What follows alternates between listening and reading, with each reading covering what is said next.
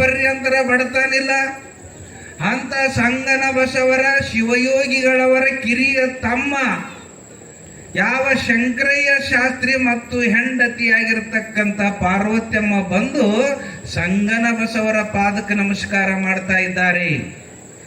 ಏನು ಅಂತ ಕೇಳಿದ್ರೆ, ಅವರು ಯಪ್ಪ ನಮಗ ಮಕ್ಕಳು 1-2 ಹೆಣ್ಣನೇ ಆಗ್ಯಾವ, ಒಂದು ಗಂಡು ಮಗುವನ್ನು ನನಗೆ ಅನುಗ್ರಹ ಮಾಡು ಅಂತ ಕೇಳಿದಾಗ ಸಂಗನ ಬಸವ ಶಿವಯೋಗಿಗಳು ಆ ಗಂಡ ಹೆಂಡತಿಗೆ ಆಶೀರ್ವಾದ ಮಾಡಿ, ನಿಮಗೆ ವರ್ಷ ತುಂಬುದ್ರೊಳಗೆ ಗಂಡು ಮಗು ಆಗ್ತದ, ಆ ಮಗುವನ್ನ ಇಲ್ಲೇ ಜವಳ ತೆಗಿಯಾಕ ತಗೊಂಡು ಬರ್ರಿ ಅಂತ ಹೇಳ್ತಾ ಇದ್ದ. ಅದೇ ಪ್ರಕಾರ 1 ವರ್ಷ ಆಗ್ತದ, ಮಗು ಆಗ್ತದ. ಮುಂದೆ 1 ವರ್ಷದಾಗ ಜವಳ ತೆಗಿಯಾಕ ಬಂತನಾಳಕ್ಕೆ ಕರ್ಕೊಂಡು ಬರ್ತಾ ಇದ್ದಾರೆ. ಅಂತಹ ಸಂದರ್ಭದಲ್ಲಿ ಏನು ಹೇಳಿದ್ರು ಅಂತ ಕೇಳಿದ್ರೆ, ಈ ಮಗು ನಮ್ಮ ಯರನಾಳ ಮಠಕ್ಕ ಇದು ಪಟ್ಟಾಧಿಕಾರ ಆಗ್ತದ. ಈ ಮಗುವಿನೇ ಏನಾಗ್ತದ ಅಂದ್ರೆ ಮುಂದೆ ನಮ್ಮ ಯರನಾಳ ಮಠಕ್ಕೆ ಪಟ್ಟಾಧಿಕಾರ ಆಗ್ತದಂತ ಆಶೀರ್ವಾದ ಮಾಡ್ತಾ ಇದ್ದಾರೆ. ಆ ಒಂದು ಸಹೋದರ ಶಂಕರಯ್ಯ ಮತ್ತು ಪಾರ್ವತ್ಯಮ್ಮರ ಹೊಟ್ಟೆಯಿಂದ ಹುಟ್ಟಿ ಬಂದಿರತಕ್ಕಂತಹ ಯೋಗಿನೇ ಯಾರು ಅಂದ್ರೆ ದಯಾನಂದ, ಶ್ರೀಮನ್ ನಿರಂಜನ ದಯಾನಂದ ಶಿವಾಚಾರ್ಯ ಅಪ್ಪಂಗಳವರು. ಅವರನ್ನೇ ಮುಂದೆ ಏನ್ ಮಾಡಿದ್ರು ಅಂದ್ರೆ ಯರನಾಳಕ್ಕೆ ಪಟ್ಟಕ್ಕೆ ಕಟ್ಕೊಂಡು ಬಂದ್ರು ಅನ್ನುವಂತ ಶ್ರೇಷ್ಠ ವಿಚಾರಗಳು ಬರ್ತಾ ಇದ್ದಾವೆ. ಅದಕ್ಕೊಬ್ಬರು ಸಂತರು, ಶರಣರು, ಮಹಾತ್ಮರು, ಯೋಗಿಗಳು ಹುಟ್ಟಿ ಬರಬೇಕಾಗಿತ್ತು ಅಂದ್ರೆ ಸದ್ಗುರುವಿನ ಆಶೀರ್ವಾದ ಬಹಳ ಮುಖ್ಯ. ಅದೇ ಪ್ರಕಾರ ಏನಾಯ್ತು ಅಂದ್ರೆ 1960ನೇ ಇಸ್ವಿ ಕಾರ್ತಿಕ ಮಾಸದಲ್ಲಿ ಯಾವ ಒಂದು ಯರನಾಳ ಮಠಕ್ಕೆ ಏನು ಮಾಡಿದ್ರು ಅಂದ್ರೆ ಅವರನ್ನ ದಯಾನಂದ ಅಪ್ಪಂಗಳವರನ್ನ ಪಟ್ಟಕ್ಕೆ ಕಟ್ತಾ ಇದ್ದಾರೆ. ಇದು ನಡೆದಿರತಕ್ಕಂತಹ ಘಟನೆ.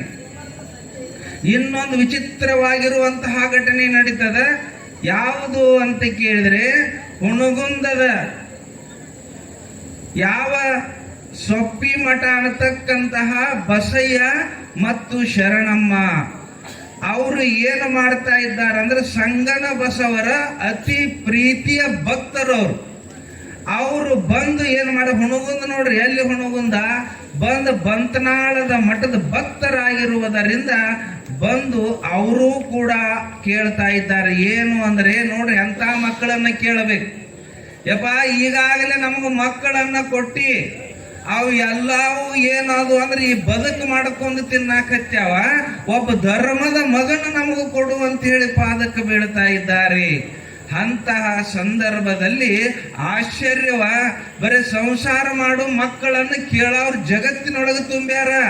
ಧರ್ಮ ಜ್ಯೋತಿ ಬೆಳಗುವಂತ ಮಗನ್ನ ಕೇಳಾಕತ್ತಿಯಲ್ಲ, ನಿನಗೂ ಕೂಡ ಏನಂದ್ರೆ 18 ತಿಂಗಳಲ್ಲಿ ಶ್ರೇಷ್ಠವಾಗಿರುವ ಈ ಬಂತನಾಳ ಪುರವನ್ನ ಬೆಳಗುವ ಈ ಮಠಕ್ಕೆ ಉತ್ತರಾಧಿಕಾರಿಯಾಗುವ ಯೋಗ್ಯ ಮಗ ನಿನ್ನ ಹೊಟ್ಟೆ ಒಳಗೆ ಹುಟ್ಟಿ ಬರ್ತಾನ ಅಂತ ಆಶೀರ್ವಾದ ಮಾಡಿ ಕಳಿಸ್ತಾ ಇದ್ದಾರೆ. ಅಂತಹ ಶ್ರೇಷ್ಠವಾಗಿ ಸಂಗನ ಬಸವ ಶಿವಯೋಗಿಗಳು ಮುಂದಿನ ಉತ್ತರಾಧಿಕಾರಿಯನ್ನು ಕೂಡ ಅವರ ಆಶೀರ್ವಾದದಿಂದ ಹುಣಗುಂದ ಸೊಪ್ಪಿ ಮಠದಲ್ಲಿ ಯಾವ ಶ್ರೇಷ್ಠವಾಗಿರುವ ದಂಪತಿಗಳ ಉದರದಲ್ಲಿ ಅವರು ಹುಟ್ಟಿ ಬರ್ತಾ ಇದ್ದಾರೆ.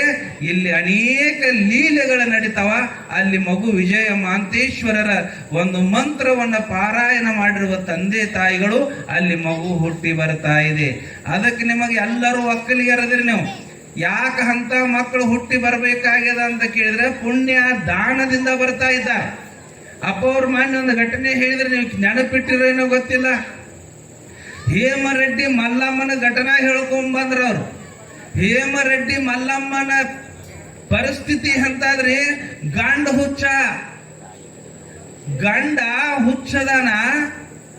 ಅವ್ರು ಯಾರೇನು ನಾದನ್ಯಾರ ಅಂತ್ರಿ. ನಾದನ್ಯಾರ ಹೆಂಗ್ ನೋಡ್ರಿ, ನಾದನ್ಯಾರ ಅಂದ್ರೆ ನಾದವ್ರವ್ರು, ನಾದನ್ಯಾರು.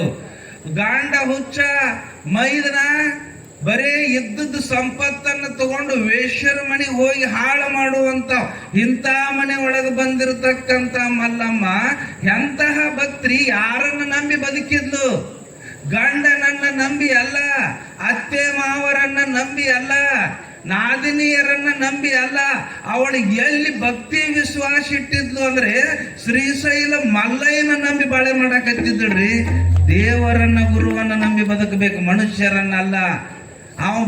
ಮನಿಗೆ ಬಾ ಅಂದ್ರೆ ಹೊಲಕ್ಕೆ ಹೋಗವ, ಹೊಲಕ್ಕೆ ಬಾ ಅಂದ್ರೆ ಮನಿಗೆ ಹೋಗವ ಅಂತ ಹುಚ್ಚಗಂಡ್ರಿ. ಸಂಸಾರ ನಡೆದಿತ್ತು. ಕ್ಷಣ ಕ್ಷಣಕ್ಕೂ ಮಲ್ಲಯ್ಯ ಮಲ್ಲಯ್ಯ ಮಲ್ಲಯ್ಯ ಅಂತ ನಾಮಸ್ಮರಣೆಯನ್ನ ಮಾಡ್ತಾ ಇದ್ದು ಒಂದು ಘಟನೆ ಆಗ್ತದೆ. ಸ್ವಲ್ಪ ಒಂದು 2-3 ನಿಮಿಷನಾಗ ಹೇಳ್ತೀನಿ, ವಿಸ್ತಾರ ಮಾಡಲ್ಲ ಇವತ್ತು. ಒಮ್ಮೆ ಏನಾಯ್ತು ಅಂದ್ರೆ ಎಲ್ಲ ಮಳೆ ಆಗಿತ್ರಿ, ಬಿಳಿಜಾಳ ಬಿತ್ತುವ ಸಮಯ. ಆವಾಗ ಮಲ್ಲಮ್ಮ ಹೇಳ್ತಾಳ, ನೋಡ್ರಿ ನಾಳೆಗೆ ಬಿತ್ತಾಕ್ ಹೋಗ್ಬೇಕು, ಎಲ್ಲ ಗಳೆ ಹೊಡೆದು ಮಡಿಕೆ ಹೊಡೆದಿಟ್ಟಿರಿ, ಮಳೆ ಆಗ್ಯದ, ನಾಳೆಗೆ ಬಿತ್ತಾಕ್ ಹೋಗ್ಬೇಕು. ಮುಂಜಾನೆ ನೀವು ಜಲ್ದಿ ಹೇಳ್ರಿ, ಜಲ್ದಿ ಎದ್ದು ನೀವು ಎತ್ತು ಕೂರಿಗೆ ತಗೊಂಡ್ ನಡ್ರಿ, ನಾ ಬುತ್ತಿ ತಗೊಂಡು ಬರ್ತೀನಿ, ನಾಳೆ ಬಿತ್ತೂನು. ನಾವು 2-3 ದಿನ ಬಿತ್ತಿದ್ವಿ ಅಂದ್ರೆ ನಾವು ವರ್ಷ ತನಕ ಕುಂತು ತಿನ್ನಬಹುದು. ನಮ್ಮ ಮನಿ ಬದುಕಿದ್ದೇ ಈ ಒಂದು ಭೂಮಿಯ ಉಳಿಮೆ ಮಾಡುವುದರಿಂದ ಅಂದ್ಲು. ಆಯ್ತಾಳಂದ ಮುಂಜಾನೆ 6 ಗಂಟೆಗೆ ಎದ್ದ, ಎತ್ತುಗಳನ್ನು ಮೇಯಿಸ್ಕೊಂಡ, ವಿಭೂತಿ ಹಣಿಗೆ ಹಚ್ಕೊಂಡ, 2 ಚರಿ ಜಳಕ ಮಾಡ್ಕೊಂಡು ಎತ್ತು ಹೊಡ್ಕೊಂಡು ಹೊಲಕ್ಕೆ ಹೋದ್ರಿ. ಮಲ್ಲಮ್ಮ 8 ಗಂಟೆಗೆ ಎಲ್ಲ ಅಡಿಗೆ ಮಾಡಿಕೊಂಡು ಬುತ್ತಿ ಕಟ್ಕೊಂಡು ಒಂದು 10-15 ಸೇರಿ ಜೋಳ ತಲೆ ಮೇಲೆ ಪುಟ್ಟಿಯಾಗಿ ಇಟ್ಕೊಂಡು ತತ್ರಾಣಿಗೆ ನೀರು ತಗೊಂಡು ಬುತ್ತಿ ತಗೊಂಡು ಹೊಲಕ್ಕೆ ಹೊಂಟ್ಲು. ನೋಡ್ರಿ ಮಲ್ಲಯ್ಯ ಮಲ್ಲಯ್ಯ ಅಂತಿದ್ಲು. ಮನೆಗೆ ಬಂದವ್ರು ದಾನ ನೀಡುತ್ತಿದ್ಲು. ಅತ್ತಿ ಮಾವರು ಬೈದ್ರು ಕೂಡ ಮಲ್ಲಮ್ಮ ಬರೇ ನನ್ನ ಮಲ್ಲಯ್ಯ ಮಲ್ಲಯ್ಯ ಅಂತ ಬಾಯಿನಾಗ ನೆನೆಸ್ತಾಳು. ಏನಾರ ಇವಳಲ್ಲಿ ಭಕ್ತಿ ಐತೋ ದಾನ ಆಯ್ತು ಅಂತ ಪರೀಕ್ಷೆ ಮಾಡಕ್ ಅಡ್ಡ ಬರ್ತಾನ. ಎಲ್ಲಿರಿ? ಹಳ್ಳದೊಳಗೆ ಬಂದ ಹಳ್ಳ ನೀರ್ ಇದ್ದಿದ್ದಿಲ್ಲ, ಬರೇ ಉಸುಗಿತ್ತು. ಬಂದ ಆ ತಾಯಿಯ ಮುಂದೆ ಭಿಕ್ಷಾಂದೇಹಿ ಅಂತ.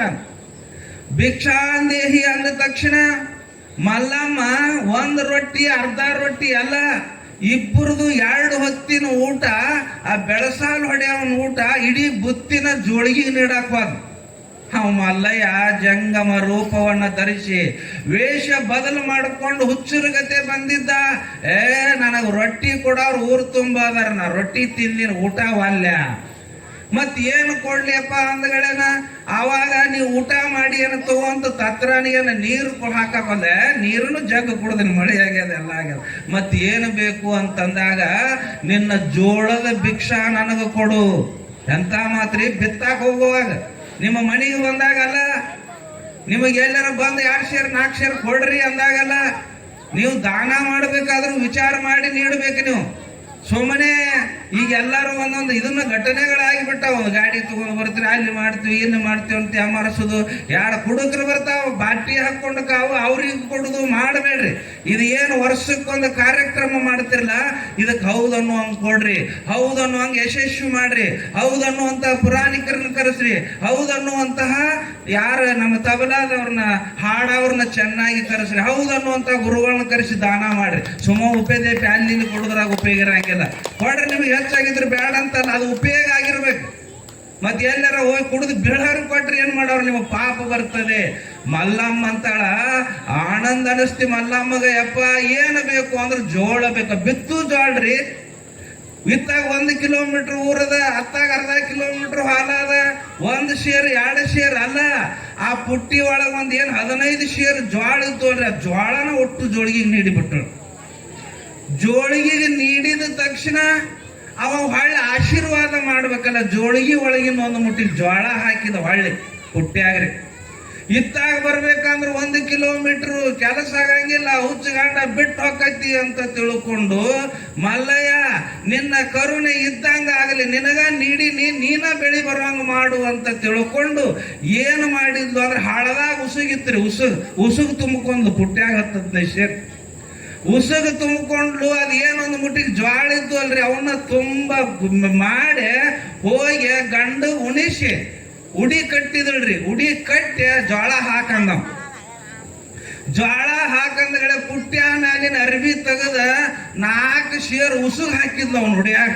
ಹಂಗಾಗಿರ್ಬಾರ್ದ್ರಿ. ಅವ ಅಂತಾನ, ಊರಾನ ಮಂದಿ ನನಗ್ ಹುಚ್ಚ ಹುಚ್ಚ ಅನ್ನಕತ್ಯಾರ, ಊರಾನ ಮಂದಿ ನನಗ್ ಹುಚ್ಚ ಅನ್ನಕತ್ತಾರ, ನಾ ಹುಚ್ಚ ಅಲ್ಲೋ ಯಪ್ಪ, ನನ್ನ ಹೆಂಡತಿ ಹುಚ್ಚದಾಳ ಅನ್ನ.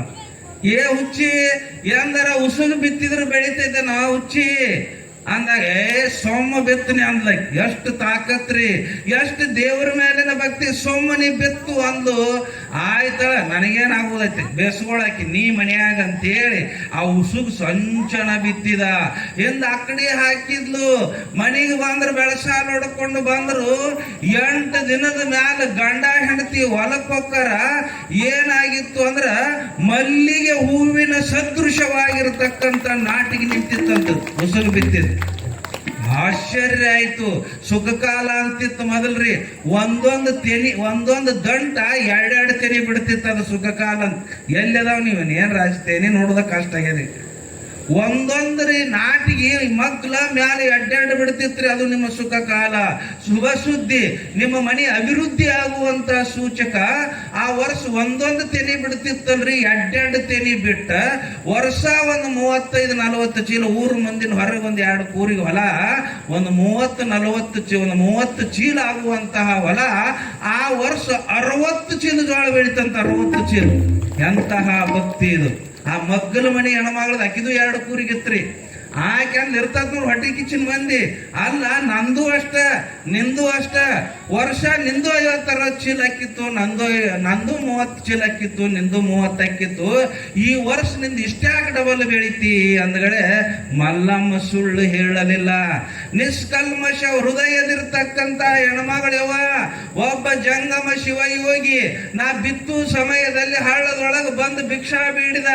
ನಾವು ಅಷ್ಟು ಜ್ವಾಳ ನೀಡಿದ ತಕ್ಷಣ ನಾವು ಆಶೀರ್ವಾದ ಮಾಡಿದ. ಒಂದು ಮುಟ್ಟಿಗೆ ಜ್ವಾಳ ಹಳ್ಳದೊಳಗಿನ ಉಸುಗು ತಗೊಂಡು ಹೋಗಿ ಬಿತ್ತೀನಿ. ಮಲ್ಲ ಈ ವರ್ಷ ನನಗೆ ಡಬಲ್ ಕೊಟ್ಟಾನ ಅಂತ ಹೇಳ್ರಿ. ಡಬಲ್ ಕೊಟ್ಟಾನ. ಈಗಿಗೂ ಟ್ರಿಕ್ ಗೊತ್ತಾಯ್ತ್ರಿ. ಹಿಂಗ ಅಂದಗಡೆ ಬಂದು ಮರು ವರ್ಷ ಎಲ್ಲ ಅವರಿಗೆ ಮಡಿಕೆ ಹೊಡೆದಿಟ್ಟಿದ್ರು. ಎಲ್ಲ ಜ್ವಾಳ ಎಲ್ಲ ಬಿತ್ತು ಸಮಯ ನೆನಪಿಟ್ಟಿದ್ರು ನೋಡ್ರಿ. ಈಗ ಮಲ್ಲಮ್ಮ ಹೇಳಿದಂತ ಸಂಜೆ ನಾವು ಹೋದ್ರಿ. ಊರಾಗ ಒಬ್ಬ ಜಂಗಮ ಶಿವಯೋಗಿಗೆ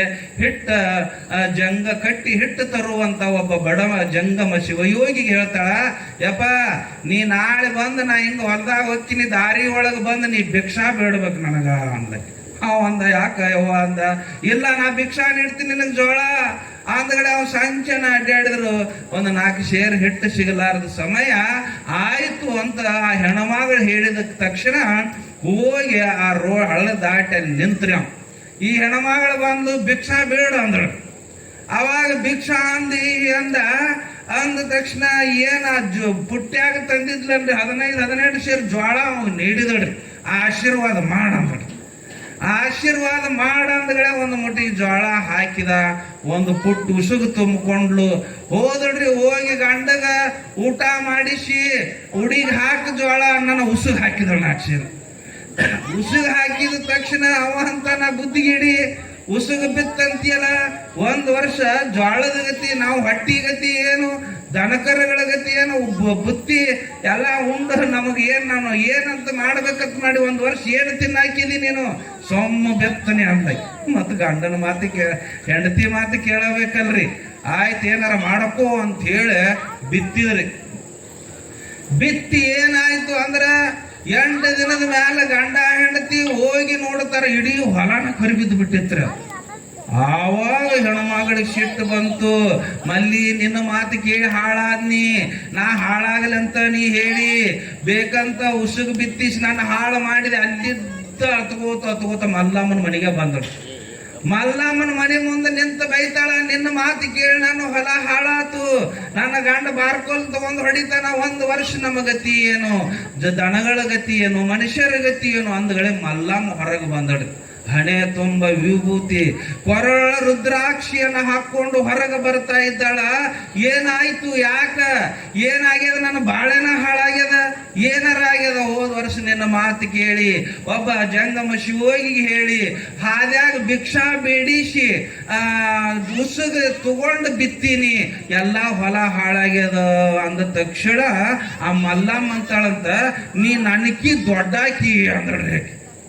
ನನಕಿ ನೀ ದೊಡ್ಡಾಕಿ ಅಂದಗಳ ಅಲ್ಲ, ತಾನಾಗಲೇ ಬಂದಾಗ ನಾನು ಜ್ವಾಳ ನೀಡಿದ್ನಿ, ನೀವೊಬ್ಬ ಜಂಗಮರ ಮನೆಗೆ ಹೋಗಿ ಕರ್ಕೊಂಡು ಬಂದ ಕೆಸಿಂದ ನೀ ಜ್ವಾಳ ನೀಡಿ ಅಂತಂದ್ರ ದಾನ ಮಾಡಿ ಅಂದ್ರ ನನಕಿನ 10 ಪಟ್ಟು ನೀ ದೊಡ್ಡಾಕಿ ಅಂದಗಳೇ.